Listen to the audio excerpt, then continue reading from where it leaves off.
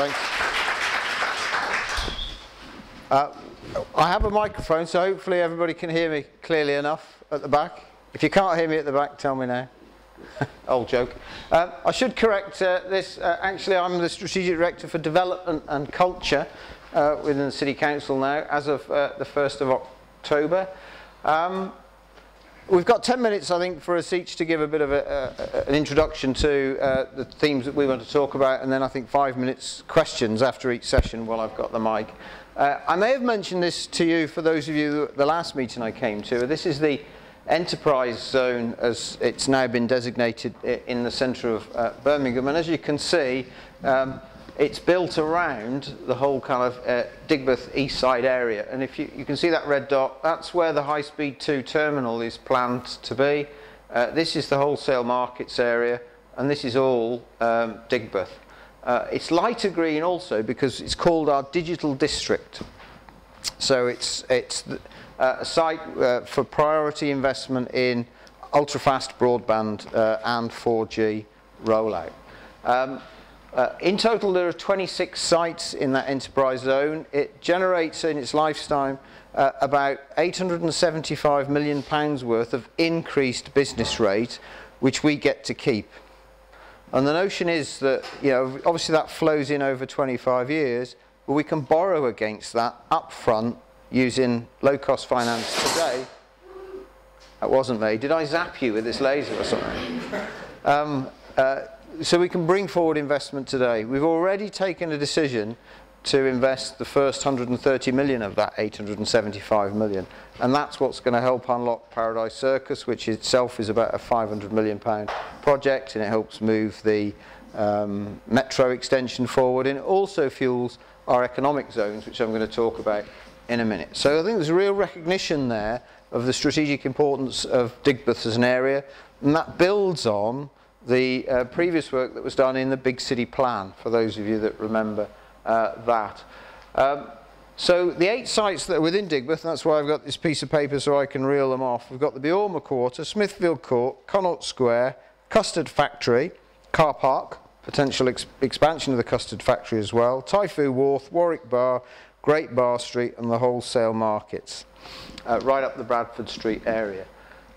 Some various kind of studies have shown that those industry sectors that are listed underneath are the things that the city has a real competitive advantage in within a world/global market. And that's why we're kind of also majoring on them. But it doesn't mean it's them exclusively. And there's also the other side of the strategy is, you know, the jobs that are in retail or in logistics or in, you know, the visitor economy, etc. But the point is that those are the things that we're starting to see real rapid growth in certain sectors. And you'll recognise some of those things here in terms of particularly the creative end, the digital creatives, and some of the ICT in this area. You know, Digbeth has a very good reputation in that sense. The enterprise zone brings with it a range of changes. And just to try and simplify the wording of a local development order, basically it means we're doing a very strong master plan of the whole area, and then in terms of the traditional, you know, planning application process, that will be very, very light. And the notion is that de-risks investment, it allows people to get on and bring things forward in a relatively low-cost way. But what we're guaranteeing is, by having a strong master plan, you know, a certain scale, character, materials, the form of the building, etc. And then once you kind of tick all those boxes, you can just go away and kind of build things. That's quite creative and innovative in Birmingham. And this is the first site for a local development order. And there's money then in terms of some of that £875 million to pump prime investment and development in the site, in the whole of Digbeth and a variety of sites, invest in the public realm. The broadband fund that we have that we're working with is about £10 million already. We've been out to tender for that investment, or we're in what's called the competitive negotiation, competitive dialogue stage. I'll be honest with you, it's a little bit tricky in the sense that the two providers at the moment, BT and Virgin, are a little bit nervous about the sense of the competition that would bring. But that's one of the reasons that we're doing it, is there isn't enough provision of the right kind of infrastructure here, so I see that as a healthy thing. And then there's a range of kind of other investments that are coming in behind that in terms of targeting investment at certain skills where, you know, Digbeth has real kind of attributes and kind of supports the Birmingham economy. And that's an image of the Biorma Quarter. And for those of you that think, well, will this ever be built? It got another stage of planning permission this June. I don't know if you picked that up. And the feedback that we're picking up from the developers is, at the moment, they're potentially going to start on site in February next year. So, but then again, you may say, well, I'll believe it when I see it. That's life. Let's just hope something doesn't go wrong in Greece or some other kind of country in the EU that upsets the economy again. But that's actually, you know, a genuine commitment from the developers that we're talking to at the moment. So hopefully that'll come off. And then what I've got listed there is what we see as some of the outputs from that enterprise zone. And the models, and it isn't the council that have done these models, you know, we've had various kind of private sector agencies that specialise in this stuff model this. They think that all of this investment that I'm showing you should create an additional 40,000 jobs. Interestingly, you might not see unemployment figures move. But you've got to remember, let's say in Birmingham, we've got about 500,000 jobs. We have 160,000 people each day commute in from outside the city. So it's quite difficult to kind of make sense of that when you keep hearing stories about unemployment figures. We had some recent figures last week from the Office for National Statistics that show that actually in the year 2010 and 11, we created about 30,000 jobs in Birmingham. It doesn't actually kind of feel like that. But that's the evidence that's come forward in that sense. So actually, there are some good things going on, and we are creating, I think, a sense of confidence as you look at kind of what's happening in New Street Station. You know, we're extending the airport, the metro extension's going in. As you see around you, roads are getting resurfaced. There are buildings that are going up. You know, investment is continuing in the city. So that's the kind of impact that it has. I just wanted to share this with you just so that you understand how difficult it is to try and model impacts for you. The blue lines indicate things called super output areas, and they're the ways that government measure things at a very fine-grained community level. Digbeth's the red area we've outlined in the middle, and as you can see, it covers a multitude of different super output areas. So it's really difficult for us to talk about things in a fine grain at your level. But I want to just kind of reassure you, we're trying to pull that kind of stuff together. Because I think part of this is, you know, interestingly, the blue lines that government have set there, they don't reflect the patterns of life. They don't reflect kind of natural communities. Somebody's drawn some arbitrary lines on a map. But nevertheless, what we're looking to do is help tell the story of Digbeth in its own geography. So that's kind of work in progress, and if you'll just bear with us in that. Of course, High Speed 2 will have a really big impact, and you're going to have more on High Speed 2 in a minute, so I won't talk too much about that. All I kind of say, though, is we see, as a city, High Speed 2 having a really beneficial effect on the city. We've done a lot of work in Europe looking at the economic impacts on the wider city of high speed. Average wage levels increase considerably. You see point-to-point growth in cities as well as in capitals. And the reality is, actually, even if it wasn't a high-speed line, we'd need a new ordinary line. You know, by 2020, trains between Birmingham and London are going to be broadly at capacity. I won't say too much because I don't want to intrude on the next presentation. What we're trying to do, though, is make it feel as though it's part of the development that exists in the area and carefully kind of master plan all of the development, particularly in East Side and how it relates into Digbeth, fit in that context. The digital bit, just to dwell on that a little bit, these are the numbers that our people have modelled. There is only Digbeth and the bottom end of East Side and the Jewellery Quarter that are going to benefit from that investment, believe it or not. So that's a good thing for you guys, and this is the area that's going to be invested in first. The models are that, of course, if you think about it, 100 megabit fibre optic broadband at £20–30 a month allows small and medium enterprises to really kind of be productive and kind of do things in a very different way than kind of coping with the speeds that we'd get in a domestic sense. If you're a business and you want to pay for high capacity broadband, it could cost you, you know, a few £1,000s, which is just too prohibitive. But in Birmingham, we've got something like 32,500 small and medium enterprises. They are about 99% of our employment base. and it's really important we kind of, give them tools to help be competitive. So that's the really big story there. So yes, there's kind of benefits to all of us in that sense, but we see this as a real kind of, innovation that supports particularly the sorts of businesses that are in the Digbeth area. I've only got a couple more slides. Interestingly, recognising kind of how difficult it is to bring forward development and some of the sites that you've got in Digbeth, we went out and we pitched for some European money, and sorry for the acronym, but ERDF is European Regional Development Fund. So we've brought some European money into play, which means that within the Jewellery Quarter and Digbeth, there is grant available for bringing forward, the very difficult and derelict and sites that need remediation up to those levels. And we as a city will handle that application process. So there's another real boost to kind of help pump prime development in this area and attract it here above other areas. So there we go. That's my quick 10 minutes. Thank you. We will do 5 minutes questions, and then we will go on to the next speaker. So first question, yes, please, if you like to introduce yourself, and then...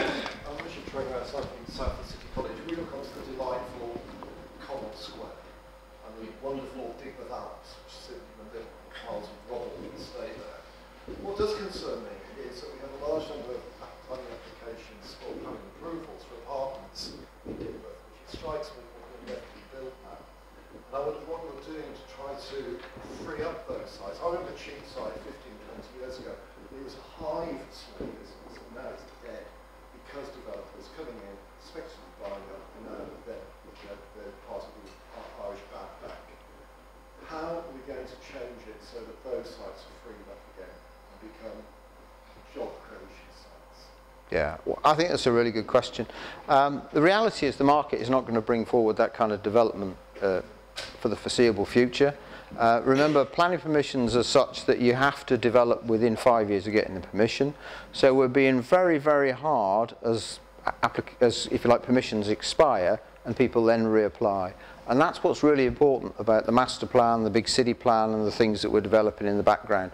In other words, it's a policy base to turn around to those previous permissions to say, I'm sorry, but you don't fit with the current framework for development in the area. Because I agree with you, it needs to be much more diverse than that and much more kind of active. And some of the things around Connaught Square, of course, it just got caught up in all of that kind of turmoil around the collapse of Irish property. But I believe there's some kind of light at the end of the tunnel there, and some bids are in the process of being reviewed at the moment. So. Thank you. More questions? Hey, yes, please. Hi, I'm Daisy, I'm a resident. Just to be clear, so what actual redevelopment is going on in Cheapside is where I live, and when I saw the plans when I first bought my property, they were very different to how they are now, and I bought thinking it was an investment, and have fallen into quite hefty negative equity. There's a landscape opposite my house that's derelict. There's no local GP surgeries. It's a small cost cutter.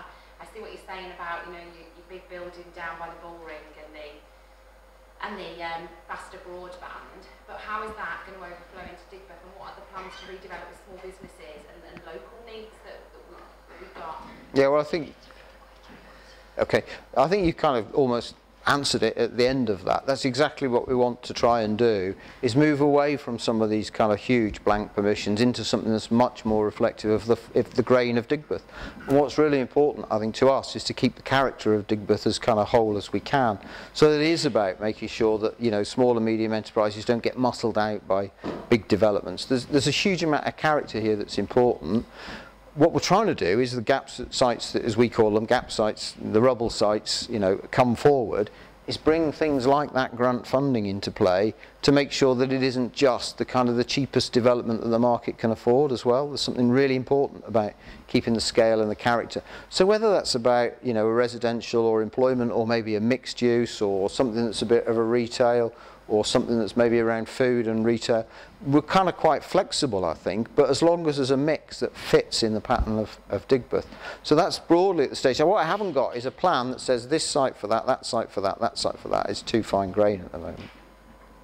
In that European funding, that's obviously split between Jewellery Quarter and Digbeth. I don't imagine... No, it's not. No?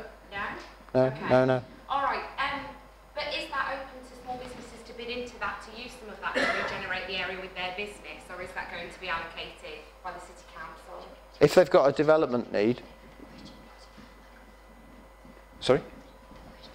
Repeat the question. Oh, right. I've just been asked to repeat the question. Question was very broad. This is going to test me. I was listening, isn't it? Firstly, is the money that I've got up on the board there shared somehow between Jewellery Quarter and Digbeth? The answer to that is no. It's just a pot of money for the whole of the city. So, you know, you're first in terms of getting first dibs into that, in terms of, you know, us being really clear about that. And in terms then of how that money can be used, whether you're a local business looking to expand or whether you're somebody thinking about going into business in the local area, you know, have a conversation with us. What I'll make sure is, by the way, these slides can be available for circulation afterwards. I'll put some details with them. The point is it depends on your idea and depends exactly where it is, but we're looking to support as much as we can, put it like that.